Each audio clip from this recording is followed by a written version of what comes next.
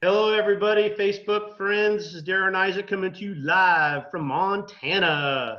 I'm excited to have a special guest on with us today. Joining us from Kalispell, Montana, is my business partner, Lori Davis. Hi, Lori. Glad to have you. Hey, Darren. Glad to be here. Awesome. Now, before I introduce our special guest, I want to just tell you that, we live in unprecedented times right now, and there's a lot going on. And so today's topic and what we're going to talk about is coping with stress during COVID-19 and some of the things that happen along with that. This applies to everybody. So our special guest today is Ryan Wetzel. Good morning or good afternoon, Ryan. Glad to have you with us. Yeah, good afternoon. Glad to be here. Awesome. Now, I hope you don't mind, Ryan.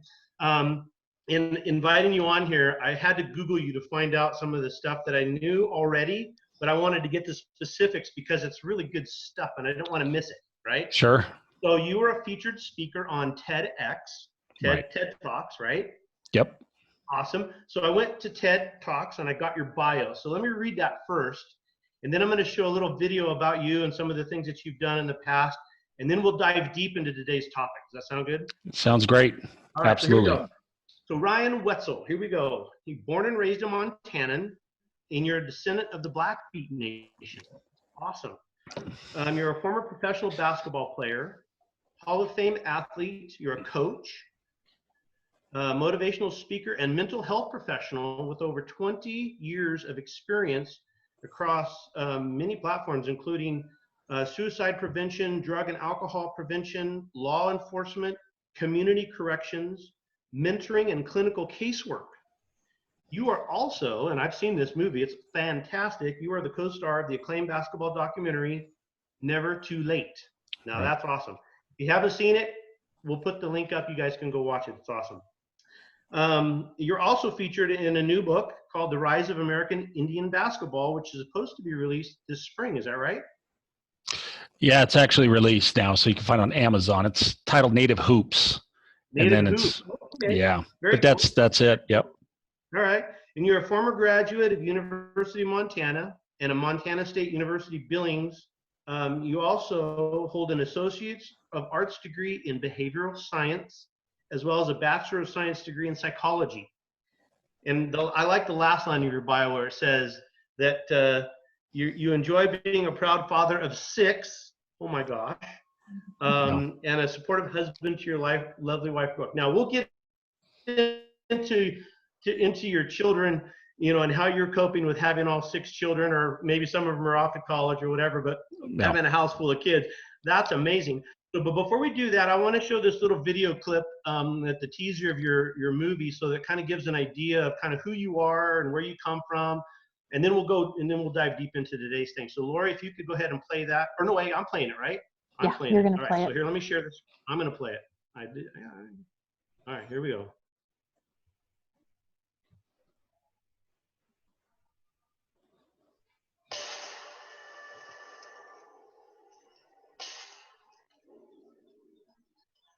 Y'all telling me y'all trying to get to the next level, Mr. Lane.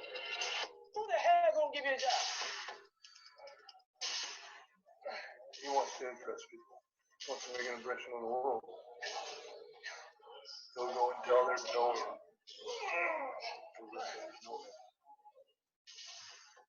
I know he can do it. I know he can. I don't care how many people doubt him or what I've heard. Oh, I played against him. He ain't that good. Doesn't matter if we sell the house, if we have to move. I don't care about anything else. I just want him to play because that's what he loves to do, and I love to watch him. You gotta understand, you're trying to take a grown man's job. For you to make the team, you're sending another dude home to his wife and kids to say, sorry, I ain't got no job. All it's going to take is one possession, one game, here for a coach to see him and sign him. There it goes. Yeah. Yeah. There would be occasional doubts in my brain. Am I misleading this guy? Am I? The dreams don't always put food on the table for the kids. I don't know. I just know he's not ready to be done, and I'm not ready for him to be done.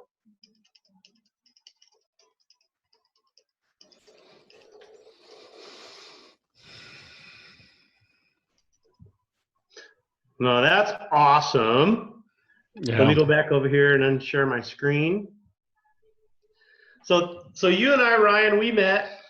You were my basketball coach for my daughter. Right. Right. Hold on. You know what? I gotta go back over here and turn this off. I let it run. That's all right. Okay. So you were we met. You were a coach for my daughter Right. in Division I basketball, and I had no idea at the time, you know, that you had all these other facets of your life. You know, that Right. with the mental health and all that stuff. So tell us a little bit about your story, kind of how you got here, and what kind of makes you uniquely qualified to kind of give us this talk today. You know, just a simple fact that, you know, I come from a family of people that really love to serve and help out. My dad was in education 30 years. He was also a Division I basketball star. He was a coach, state title coach. You know, so that's where that background comes from. I was just, you know, always around the game, even football, baseball, basketball. That was a way out for us a lot of times, and a therapy to my brothers and I growing up. And then, you know, I had a stay-at-home mom. She worked, you know, from home a lot of times. She did a lot of substitute teaching and stuff like that. But, you know, over the course of my journey in my home, a lot of things shifted. My parents, after a long time of being married, 20-something years of marriage, that, you know, their marriage had fallen apart right when I started coming through in middle school. And it was tough on me simply because I watched the hero of mine. You know, he ended up leaving the house, and we had to do that across state type stuff. And, you know, for a kid in middle school, and a lot of people don't know, but then parents do, kids in middle school, that's such an important time in life. You're developing, you're growing into a young man or a young woman. You got a lot of questions, and I used to rely on my father a lot with some of that insight. And when he was gone, it was kind of bottled up inside. And so what I banked on growing up in that time period was my athletics. I was a super talented kid at a very young age. I could jump out the gym. I was slam dunking the basketball at 12 years old. You know, I had Division I calls coming in when I was in 8th grade. Judd Heathcote, my dad were good, you know, conversating about me and Michigan State. I mean, there was some big time stuff happening. But throughout that journey in my life, banking on athletics, I felt like that was becoming my identity. And so I put my whole heart and soul into it, never really contemplating any other avenues. It was strictly athletics, it was strictly basketball, and I was going to go for it. And I did. And by the time I got into high school, as a freshman in high school, I was garnering a bunch of Division I offers. I was a freshman on the varsity team. I helped lead our team to win their very first state title. Um, Never really thought that my body would ever give out. But unfortunately, as I kept bottling things up with my personal life, um, and banking on this whole sports thing, I started to get an odd cramp in the backside of my right calf at 15 years old. And at this time, I stood 6'4" and had about a 40-inch vertical leap at 15 years old. Wow. Yeah. And so this was really, you know, the whole state of Montana was buzzing about me, and my ego was growing. But then again, my body started to kind of say, hey, look, we got a problem here. And not giving those coping tools at a young age on how to communicate. And if you guys can remember back when you were 15, you didn't really want to talk about anything important, No. things that were meaningful, you know. So what ended up happening was I just kind of bottled it up and kept pushing through with that pride and ego. And coming from that kind of environment in my home, because I have 4 siblings, they're all boys, I got all brothers, no sisters. There's a lot of sense of pride in that factor, and a lot of good athletes.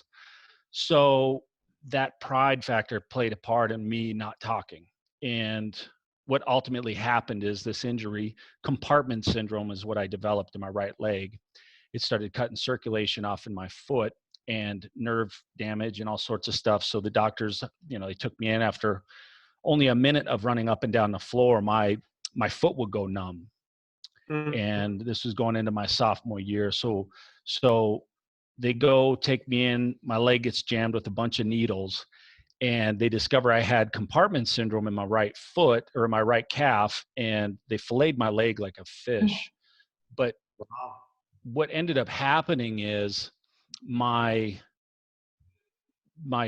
leg was damaged, but I didn't know the significance, and it ultimately became permanently damaged. So I didn't get to compete at that level I wanted to at that time, and for the rest of my life. I only got 80% strength in my right calf, my right leg. So again, with that pride and everything, I was forced to sit down and talk to someone because I contemplated and almost took my life at 16. Wow. And if you think about, again, when we were that young, that sports being an outlet, and then all of a sudden it's taken away, it leaves you with kind of facing your issues, or being a 16-year-old not knowing how to talk about it. Well, I think about ending my life because this life I live right now sucks. Right. And so that's what ended up kind of catapulting me into this whole life of just uncertainty, self-hatred, self-medicating. I was aggressive. I was hateful. I was vengeful. But then it took one night for me to realize that I needed some serious help. And that was when I almost took my life, in a dark, cold backyard at my mother's house. And that forced me to realize that, I need to do something different, because I'm not making it. And so I had the courage as a young kid to go and step up to my mother and tell her that I've been struggling. And she opened up to me and said, I've been watching you struggle for a long time, but you never talked to me. You were struggling this entire time, and I saw you struggling, and every time you come in the house, you'd be upset, and I would make an attempt, and you would slam the door in my face. And so she took me, and we sat down with the lady, and I got to open up for the first time. And I'll tell you, that wasn't easy. But sitting down with a therapist, someone that wasn't related to me, someone that didn't know my background, that didn't know me as a superstar athlete, just as a human being, made me feel good. It made me feel human. And that was my first experience of really getting the stuff that had been building up inside out. And it didn't happen overnight. It took a long time. And in the end, it saved my life. In some of the tools and such that were instilled in me at that time are with me to this day. So that was kind of that pivotal moment at 16 to turn my life around. But it wasn't easy. It didn't happen overnight. And if you ever get a chance to hear my TED talk in length, you'll hear it was a 10-year process from 16 to 26. Well, and you didn't do it by yourself either, though, right? I mean, that's what you're saying, is that you finally had to come to the point where you reached out to have people come in and help you through this time, right? Right. And it was a stumbling block after stumbling block. I mean, you develop these kind of these negative tools, as I always kind of reference them, where if you don't like what you're hearing, smashing a hole in the wall and threatening somebody, it wasn't working. And then you'd feel bad about it because you are human and you have emotions. So you show that anger and aggression, but you're crying behind closed doors. So it was just to work through that, again, was a process. But then once you become a father, and once you become a husband, and you hated the things that happened to you as a kid, and if you want to break that generational situation, you got to start stepping up and doing things differently. And that's kind of where my calling started to form into helping people. Well, I'm sure that you had a lot of anger you there came too. From basketball coach now? Mm-hmm. Yeah. What's that? Go ahead. I said you probably had a lot of anger to deal with, which was probably just the shift of your the career path that you were taking. I know a lot of like my kids, I saw them struggle with that too. My son would hit the wall, punch a hole right in the wall, and being like your mother, I didn't know what to do. He didn't Yeah. want to talk to me about the things that he was going through. So the Right. fact that you can help so many people, just especially with what you're doing right now, I can think of so many people that are going through things that are going to watch this and relate to you again. So thank you for doing that. Yeah, you bet. You bet. Absolutely. So you came from being you're a basketball coach, and now you're a life coach, a mentor, healthcare professional. Talk to us a Yeah. little bit about what's going on now in society with COVID-19 and some of the things that are happening with people being isolated and self-quarantined, and some of the things that might be happening, that maybe we could talk about there from the mental health aspect. The way I work, and it's a little interesting, but I have an extensive background working in corrections and law enforcement, and for a period of time I worked at a pre-release center, and sat down with individuals that had 20 years in prison, 5 years in prison, guys that I've worked with in the jails here, and I would have to sit down and try to find hope with these guys that were restricted in their freedom.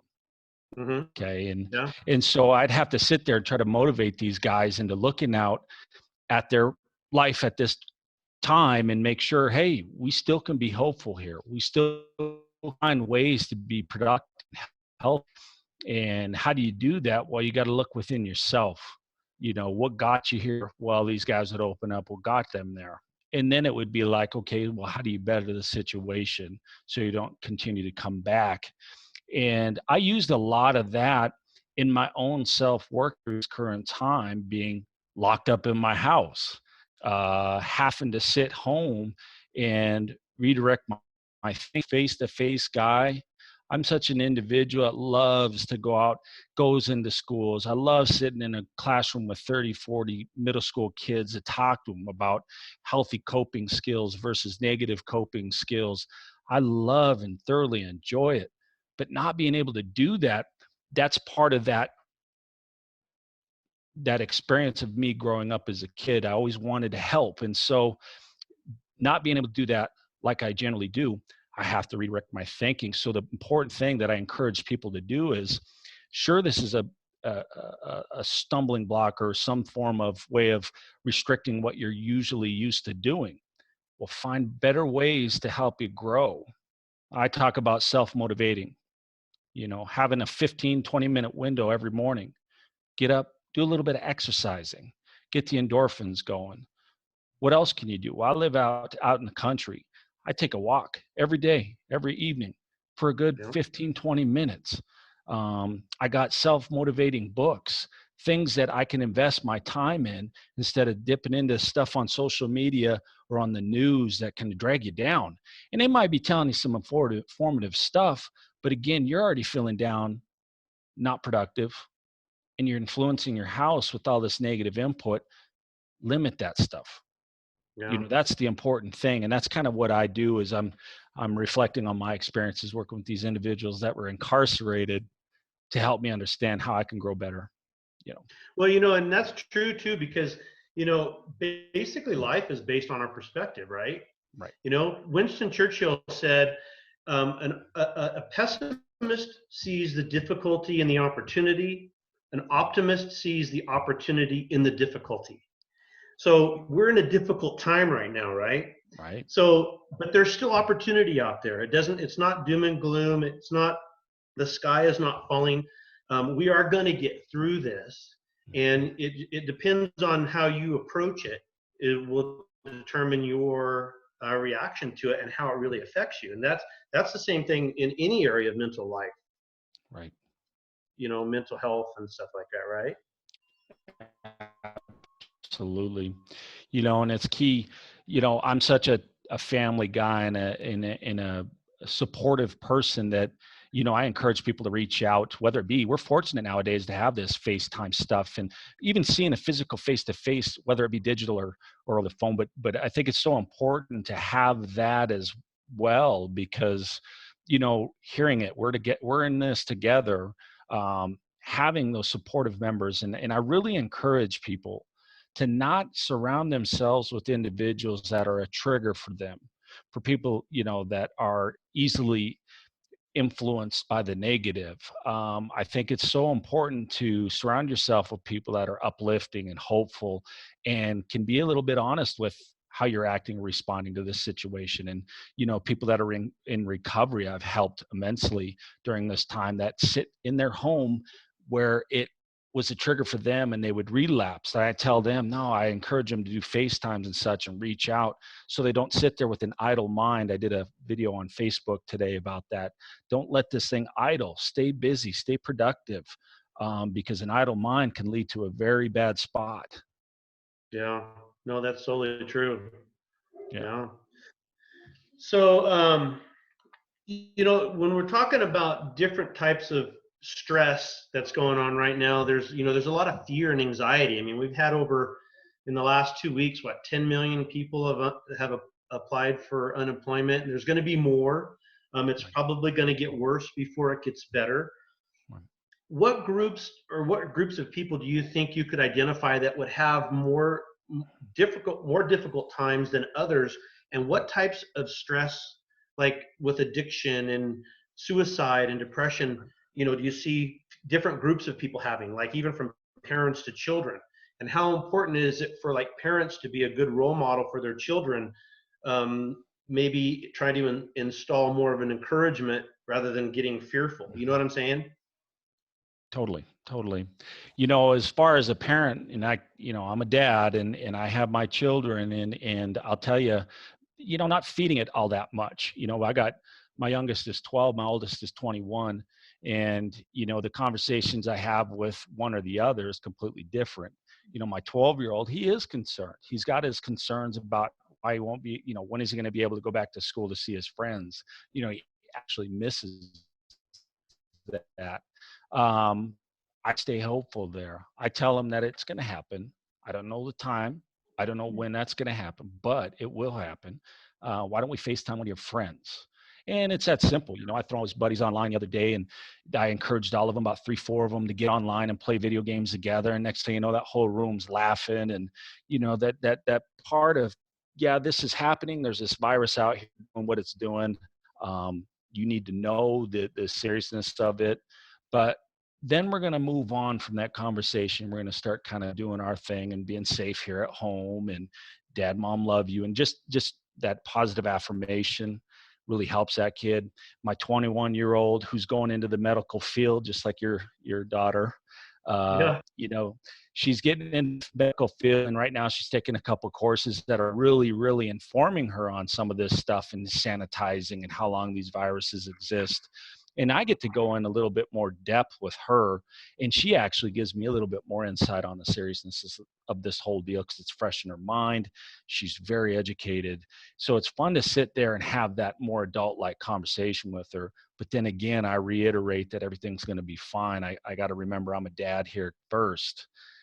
So I encourage her to keep learning, but to maintain.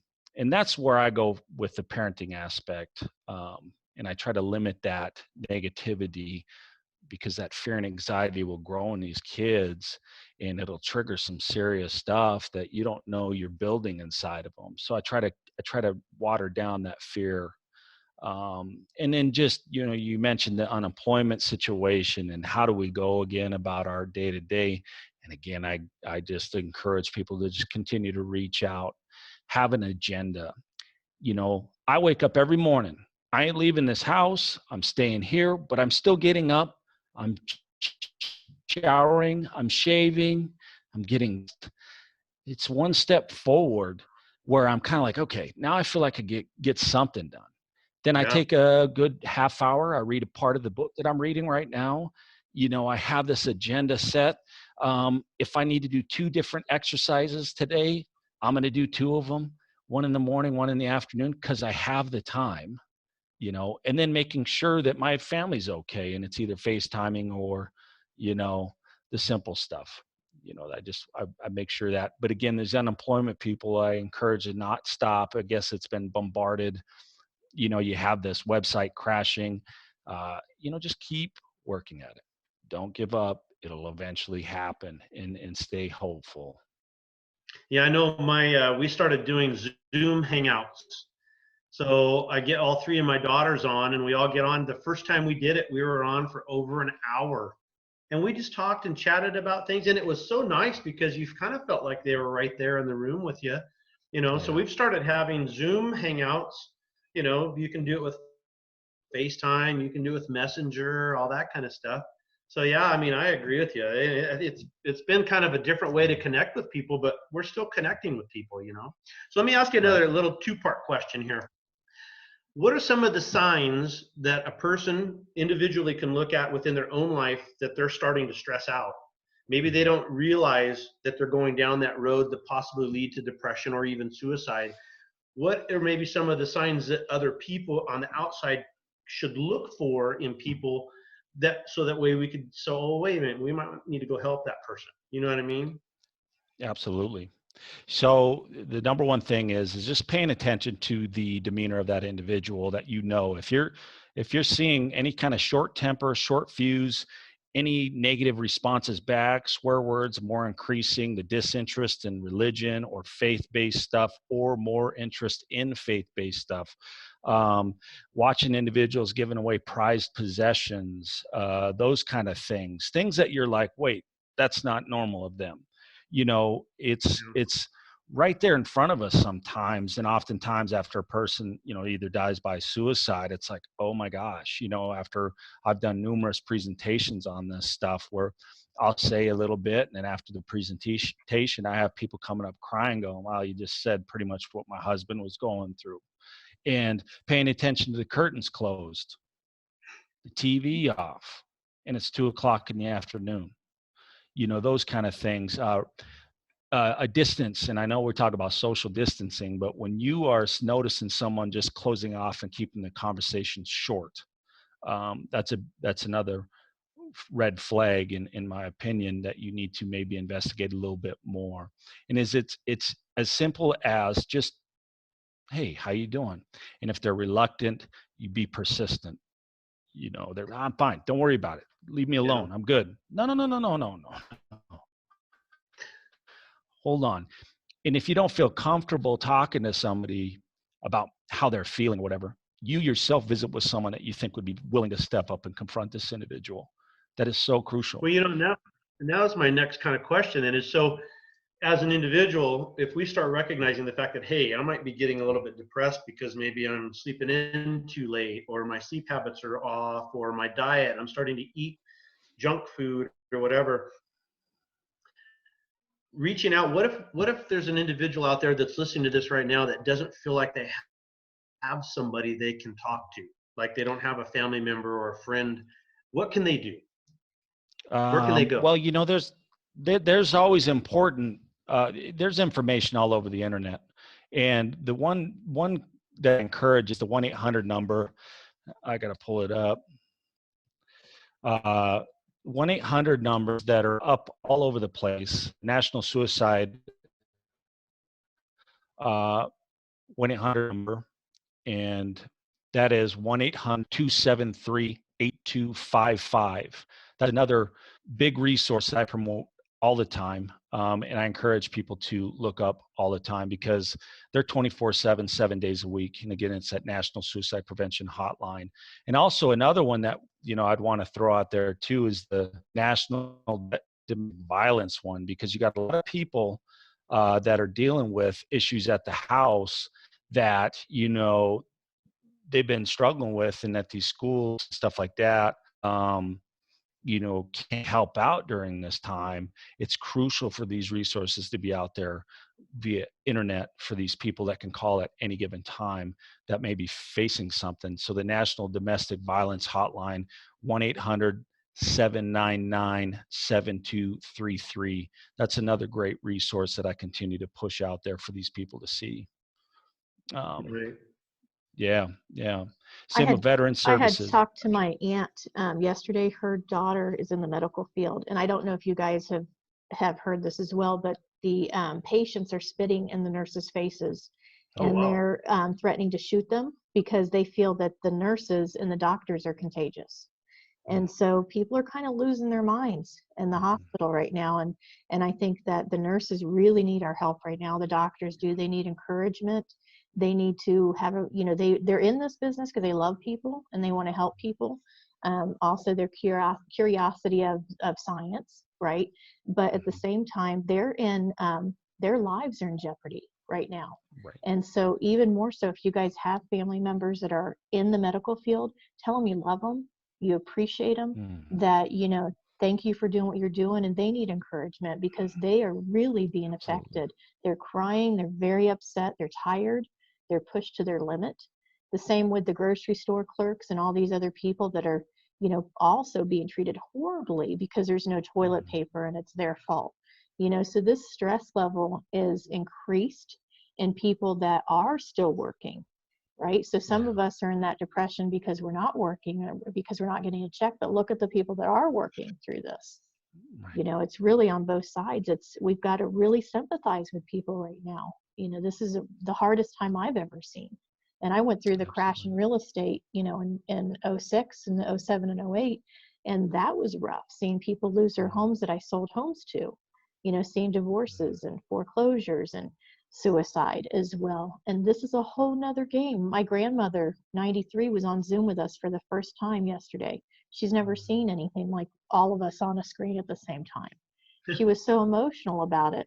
But at the same time, too, we realized how little we do see each other. My nephew is 20, was he thinking 22, and he said to her, "Nice to meet you."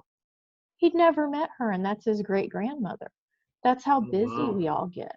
Oh, wow. So the good side is that this has slowed us down too, and made us connect, I think, with family and friends.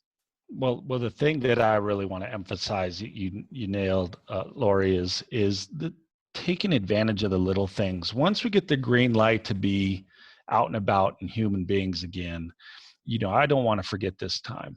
The little things of calling and checking on my 92-year-old aunt, and sitting back and having the phone on speaker, listening to my 82-year-old aunt complain about how my 82-year-old uncle is being lazy now. And this guy's, he's retired, but it's just great conversation to have. And, really, really, it's humbling to be in this all together and hearing these things, but there's growth and positivity that, yes, absolutely, we need to continue to just lean on each other and know that we're not alone. And lastly, I want to tell a quick story. When I called my 82-year-old aunt, she had shared a couple insightful situations that she went through back in the day, and it was so humbling to hear. Like, I know that we're where we are today, but we're still conversating and she, for my grandfather to pay for my grandmother to have my aunt, he had to sell. He had donated a cow to the hospital to pay for the pregnancy. Oh, and wow. She went into how she grew up with no indoor plumbing. And the first time that she ever went to the bathroom in a house was when she was like 9, 10 years old. And I'm sitting here like, wow, the modern day life right now is very convenient for us. We are so fortunate to have what we have. And so when you sit down and you talk to some of these family members that are kind of coming off the tail end of the Great Depression and stuff, it's like, okay, we've survived that. We survived the crashes in 06, 07. We're going to survive this. And we got to stay mindful about that. That's so important. Yeah, very true. Good words. Good words, my man. Love it. Yeah. All right, Lori, final thoughts?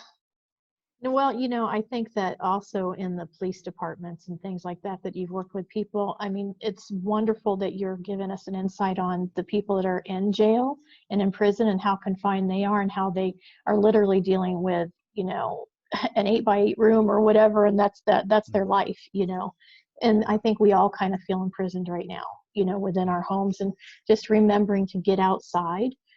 Here in Montana, it's been a little bit chilly, but you can still put your coat on and you can go outside and, take a brisk walk. I think that's important to remember to do. And like he said, get up and get showered, shave, get dressed, start your day. I know if you're going to sit around your pajamas all day, you've probably seen everything there is on Netflix and binged on it. you know, and that's great. But if you're gaining weight and you're starting to feel like, you know, maybe you're smelling a little bit, you need to get your shower and you need to get moving. But, you know, those types of things have to be done on a daily basis. If you're not used to it, you know, you're going to get bored, and boredom doesn't lead to good things, you know. So you definitely need to have an agenda, some type of plan. I know as for us as real estate, I don't feel like things have slowed down. We're super, super busy right now, still with multiple offers and of course coaching and training and everything that we have going on. So we don't feel as much stuck, but it is weird too. Like I showed a house yesterday and it said, don't come in if you don't have hand sanitizers. I mean, you know, and you're wearing your mask out and your gloves out.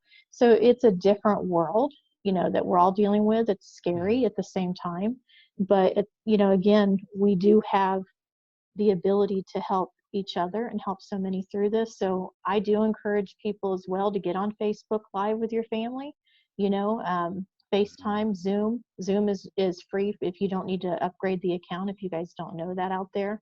But, you know, make some time to say, you know, I'm getting dressed today. I'm going to get on with my whole family today. We're just going to have a great time. Doing puzzles, things like that, you know, that get your mind moving, reading a book, motivational things. There's way more than watching TV to do, which can kind of, you know, put you in that depression. But I think it's important that you guys plug into what Ryan has to share with you. Check out his website. He's very insightful. As police officers too, you're seeing a lot of stuff going on, crazy people calling 911 for toilet paper, you know, all kinds of stuff going on, and people aren't thinking the way they usually do. So, you know, just again, thank you so much, Ryan, for being here today and pointing out these things and being a resource and help, sharing your story, which I know is hard to do. But, you know, I'm really grateful for that. And I really enjoyed meeting you and also looking at your website. And I am going to get your book and also look over, you know, the movie that you have out, look over, watch it. Cool. So we'll share those links, you guys. So everybody has all the information they need to, you know, reach out to Ryan and also see what he's has going on that could help you as well. Thank you. Very good. I appreciate it. Ryan, final thoughts? No, just, you know, I encourage people to also, if you want to feel good about yourself, make a phone call to somebody and see if they need anything.